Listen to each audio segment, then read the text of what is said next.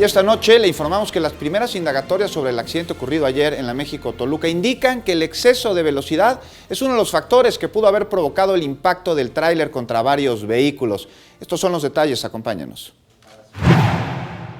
El Procurador General de Justicia de la Ciudad de México, Edmundo Garrido Osorio, indicó que los primeros informes sobre los peritajes realizados tras el accidente de ayer por la tarde-noche en la México-Toluca, a la altura de Puerta Santa Fe, detallan que el tráiler que provocó la carambola era conducido a una velocidad mayor a los 100 km por hora previo al primer impacto. Detalló también que en los primeros análisis periciales no se encontraron fallas en el sistema de frenos, ni huellas que permitan suponer el intento de frenado antes del percance.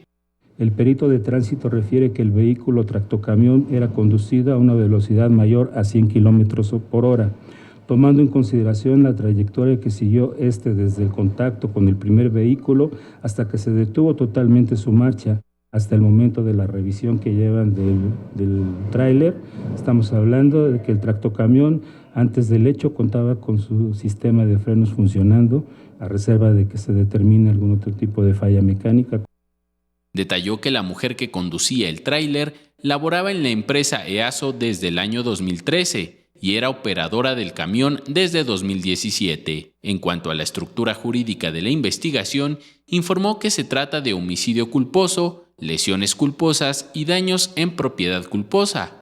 Estamos hablando del delito de homicidio culposo diversos 10, cuya penalidad máxima pudiera alcanzar, de acuerdo a las reglas de los delitos culposos, hasta 50 años de prisión.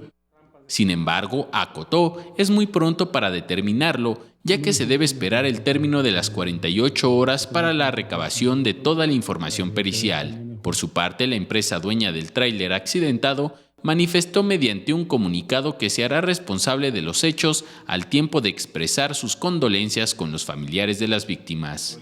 Con imágenes de Javier Cordero, Enrique Muñiz, 21 Noticias.